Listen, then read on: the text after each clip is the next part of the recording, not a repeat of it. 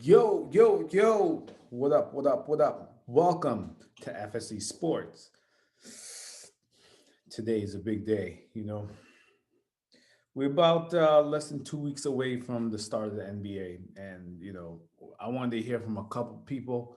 And this one guy in particular, I want to do a reaction video to because I've been wanting to hear exactly what he has to say. And I want to give to my subscribers and my viewers, right? Like and subscribe if you'd like to, but if you just like content like this, I would like you to subscribe, but if you don't, I mean, that's fine as well. So Kawhi Leonard, right? I want to do a reaction video to Kawhi Leonard. He just dropped his first interview um, for the start of the season today, about 25 minutes ago, maybe half hour ago. My bro sent it to me. Didn't like everything he said, and I want to help you guys read between the lines. If I see anything, I'll call it out, right? So let's get right into it. FSC Sports, let's get right into it. So the first thing I'm gonna do, because again, we are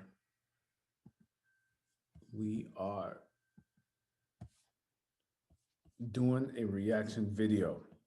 So here we go. Let's hear what we gotta say. He gotta say. And I'm gonna pause it, and I'm gonna let you know how I feel about what he says. All right. Please comment if you like it. Let's get into it. I'm a bit of a two-parter here. Okay. You said you guys need to get smarter in this season after last. Did you feel like you guys did that? And if you could just detail to us the conversation with Serge. Serge told us you texted him just what's up during the offseason as a recruitment text. Oh. So the boy's still rocking cornrows. All right. So ain't nothing really changed. I mean, he didn't even really get it even done for this interview. He just kind of came out and just let it flow. But let's hear what you guys say. Yeah. I don't know what I told him, but I talk to Serge here and there, FaceTime all the time. Once free agency came, I sent him a text and, I told him, made it, clear as day, you coming here or not, you know what I mean? I ain't got time to be telling you, all the things that LA have. He knows what I'm about and what I'm trying to do as far as, playing for an organization. So, that was my text. Are you coming or not? Coming or not. So, I mean, this guy at the time, all right, let's recap this because I want to make sure that you guys understand what's going on here. So, he had a 3-1 lead in the Western Conference semifinal. So, this is supposed to be the tournament right before the Western Conference Finals, which he was supposed to face LeBron, right? And they did reasonably well the first 4 games, right? They're actually up 3-1, so they had it wrapped in the bag. The best player, the media would say that he was the best player in the league. Again, coming off Finals MVP, coming off winning the championship, defending his title, basically.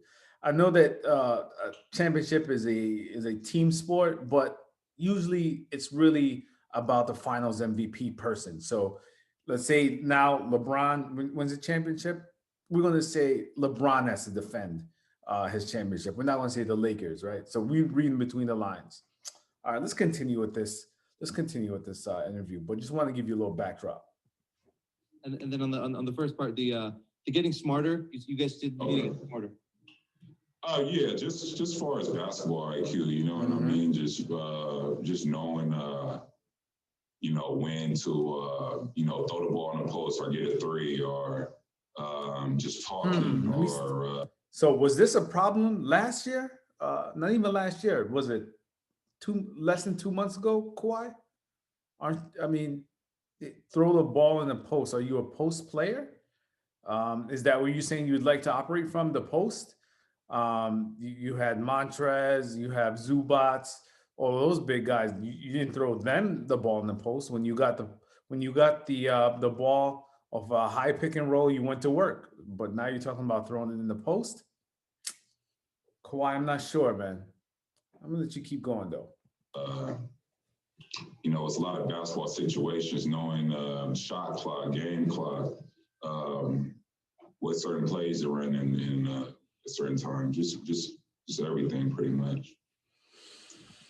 So he said everything and absolutely nothing. So we don't know. I mean, just judging from his past games that I saw, he likes to work from the mid range. I mean, he will take the long 3 point bomb, but for me, I see him working from the mid range. So he wants to get it not a too high pick and roll, but below the 3 point line. So I haven't really seen him get down in the post and call for it. So this is an interesting twist now that he thinks that we should be throwing the ball inside. Interesting. Okay, we'll move over to Ross. Hey, Kawhi, what's up? It's Roz. Great to see you. Hey, what's up? Okay. What's up? Obviously, there's a lot of discussion about team chemistry and that, there wasn't really enough when it mattered most. What adjustment will you take personally yourself, if any at all, to make team chemistry even stronger this season? Let's see what he says. Love to hear this. Just pretty much just it's the same thing. With us last year, it was kind of. Tell me about last year. Team chemistry builds from day one. Okay. Coming in camp. So team chemistry builds from day one, yet you love to load manage. Help me understand that, Kawhi. So obviously I can't ask him these questions. I would love to be there. I'll probably get fired because I'll be asking all the hard-hitting questions. So he's talking about team chemistry, but he's the league in load manager, maybe in NBA history. And he's talking about team chemistry. Suspicious. I was coming, had a procedure done. PG had a procedure done. Some of the other guys were hanging out in the training camp. So sounds like he said he had a procedure done.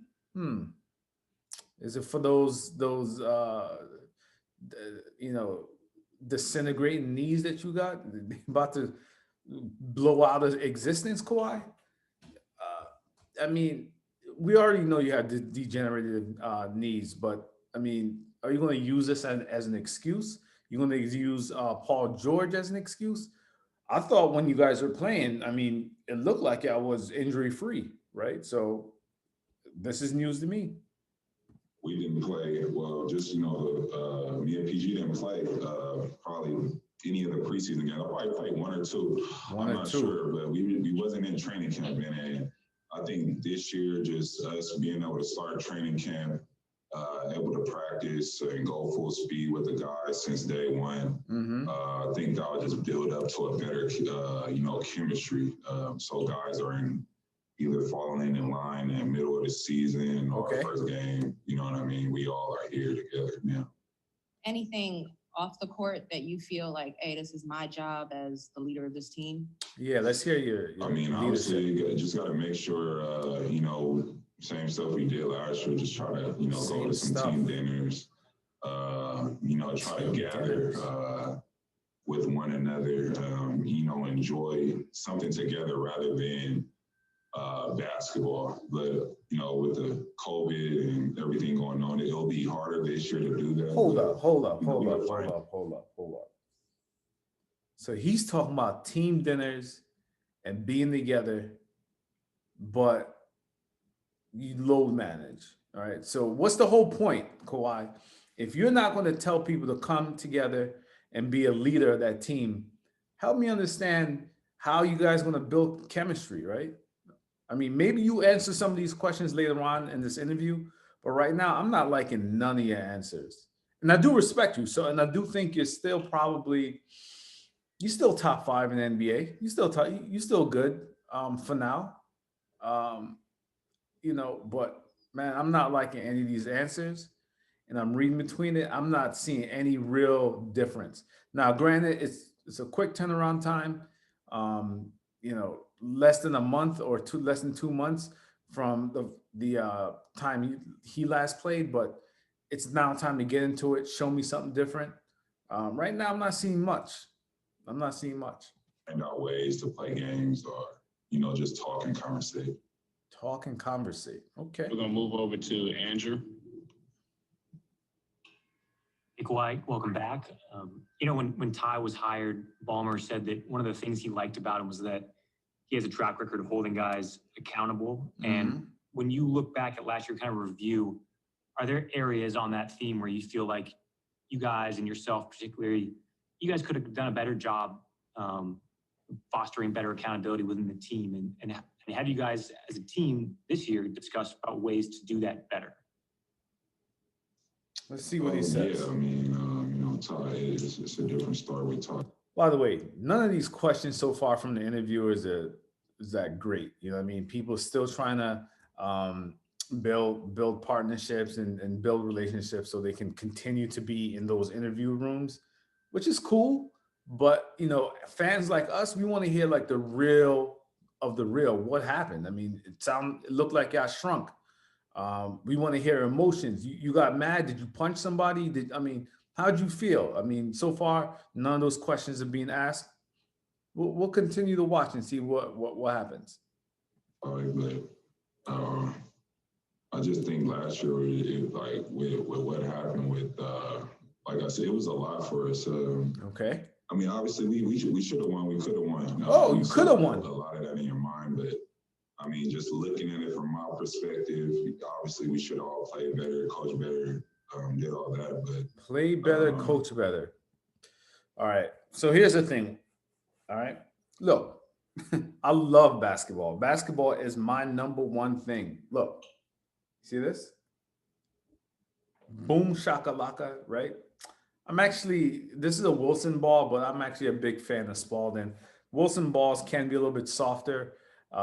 This is why the shooting percentage is a little bit higher. I mean, I don't mind people, the NBA changing to Wilson ball, but realize what's going to happen. They want to increase scoring, and Wilson balls are a little bit softer. Spalding balls were much harder and actually harder to make shots. But it's a little bit easier to score now. But anyway, you're talking about coaching, right? If you get to a game 7, that's not a coaching issue, right? Maybe there's a few adjustments, but the coaches have already shown their books. They've shown their hands. Right now, it's up for the players to play. And if memory serves me correct, Kawhi, you only had 14 points in a closeout pivotal game 7. I think it was 14.6 rebounds, 6 assists. Help me out. I mean, what could the coaches have said to make you shoot better, my man? You're, again, the defending champion, so you should know about these situations. Didn't you beat a very tough, extremely tough Philadelphia 76ers in the game 7? Now, granted, obviously the supporting cast is a little bit different, but I thought this supporting cast was better. I mean, listen, Utah probably is tough, but I don't expect you to lose to Utah. So help me understand. like I was saying,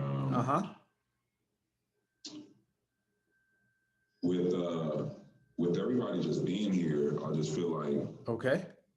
last year we wasn't able to start the season. Then we came into a pause with the COVID, and then we get to the bubble, and then guys, have family issues.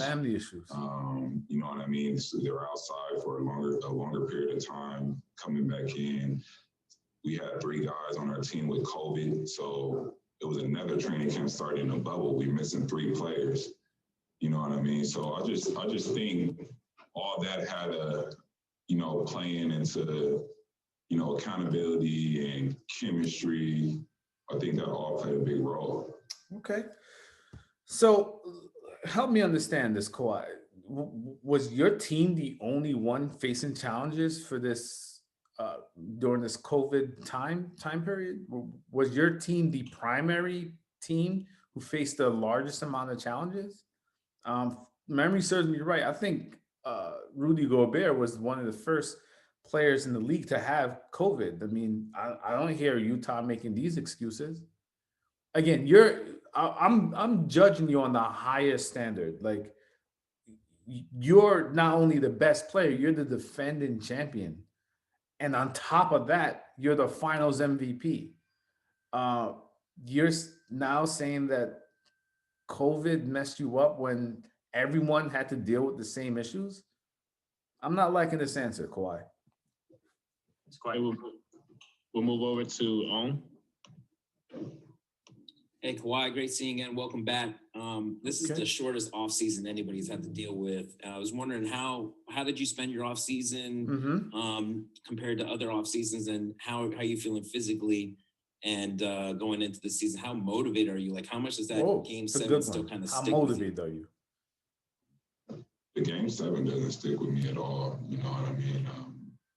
We had chances to win before that game 7. So for me, it's just about like this year not skipping any steps. Not skipping any You know, steps. I'm definitely motivated. I want to win. The difference of this offseason is it's a quick turnaround. You know what I mean? So rather than other off seasons taking more time off, I'm doing stuff to maintain my body to stay ahead of the curve during that Stay ahead time. of the Physically, curve. I feel good. I'm motivated. I'm ready to start. I want to get back after it. It does leave a bad taste in your mouth blowing a 3-1 lead, but I love it. These are things that build the player. It's the things that I like, the challenge and the road of going to a championship is hard. And Okay. I love the process. I'm enjoying the process still. And we'll see. We'll see how strong we are and see if we could build from things like this. That's what Okay. makes players. Makes players. All right. So we read about at that halftime mark with this interview. I think I've heard enough what I wanted to hear. Here's the thing. A lot of contradictories here. You know what I mean? He's saying that pretty much everything's the same. He's saying that the game 7 doesn't stick with him. Listen, I've been a baller. I've been a baller all my life. Nothing to brag about per se, like making a big name in college or anything like that. But balling is my thing. It's like my passion. Um, Hearing a guy, your leader, your best player, say that game 7 didn't really matter. We had plenty of chances to win. Listen, if I don't want to say you have to show emotion, but to me, you got to show that game 7 hurt, because in this life, there's only a few ways to get over pain, and you've got to be strong, and it had to have mattered to you. And for you to say, oh, it doesn't stick with you. 14 points, 6 rebounds, 6 assists. I'm not liking this. I'm not liking this at all. Uh, LeBron James is still the best player in the league. We're hoping KD comes back looking pretty good. I mean, again, the Achilles heel is a big thing because that's usually career ending, right? And players never really come back the same. But his game is probably low impact, so I'm hoping that he can come back 75%, maybe less, but I don't expect more than 75, 80% max. And Kawhi to me is that next guy. I mean, it's a pick 'em between him and Giannis, but Giannis, we've never asked a big man to be that, to take on that much ownership on any one team, not even Shaq, right? We didn't ask Shaq to shoot better or anything like that. So I do think it's a little bit unfair that the pressure that we're putting on Giannis. But if I had to pick the third person, I'll probably go with Kawhi, because he's a 3. He's able to dribble the ball if he wanted to and make plays for others. So I'm gonna go with Kawhi. And I'm not liking exactly what I'm hearing from him, and I don't think you should too. I think you got to put the ownership on this guy to make him play better, to raise up his status. LeBron James is in peak shape, and he's looking to repeat for all what I hear, all what I see. So listen, I'm not gonna keep y'all seen how I feel about it. This Kawhi Leonard interview, I'm not a huge fan of some of the answers he gave. He didn't give me anything to feel like, yo, this season's gonna be lit. It's gonna, it's gonna be a grind. I just thought that, he just kind of like floated through these answers and not really taking anything serious and talking about he's doing the same thing from last year. I mean, listen, you got to show more when it matters the most. And 14.66 assists and 6 rebounds is not going to do it. But FSC Sports, we give you the real. Boom, bam. Like, subscribe. And the main thing I want to hear is your comments. If you love ball, like we love ball, we want to hear exactly how you feel. If you want to watch the Kawhi Leonard interview, that's going to be posted in the description below. Boom, bam. Check you guys out soon.